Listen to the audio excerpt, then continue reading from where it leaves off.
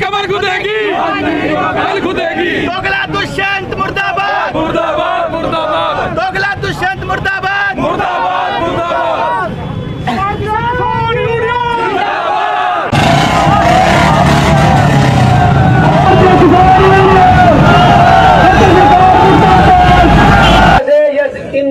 लागू हो गए इबाल तो 6 महीने का तरह देश आया है। ये संसद खुल दी सार इन पक्के भी बनावाएंगे।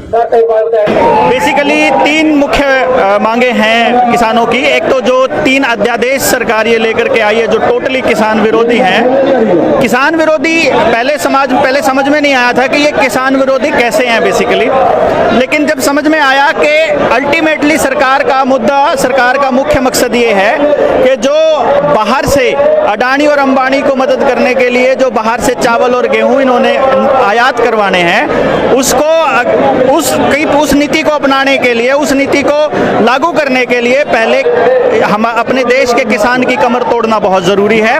और ये बेसिकली मोदी साहब का एक ऐसा मास्टर स्ट्रोक है जो किसानों को बर्बाद करने के लिए ही खेला गया है। पूरे हरियाणा के किसान पीपली के इस अनाज मंडी में इकट्ठा करना चाहते थे, लेकिन पुलिस प्रशासन केंद्र सरकार के इशारों पे सभी किसानों को दूर दूर तक अपना बैरिकेड लगाकर रोका। और सुबह सुबह जब हम रैली स्थल पर पहुंचने की कोशिश की तो किसानों पर लाठीचार्ज किया और कम से कम 50-100 किसान हमारे घायल हुए। और 4 घंटे बाद जब हमने दिल्ली चंडीगढ़ नेशनल हाईवे को जाम किया, उसके बाद प्रशासन झुका और फिर अब हम अपने मंडी में यहाँ पर पहुंचकर संभव कोशिश करी गई कि किसानों को किसी तरह से मंडी में ना पहुंचने दिया जाए।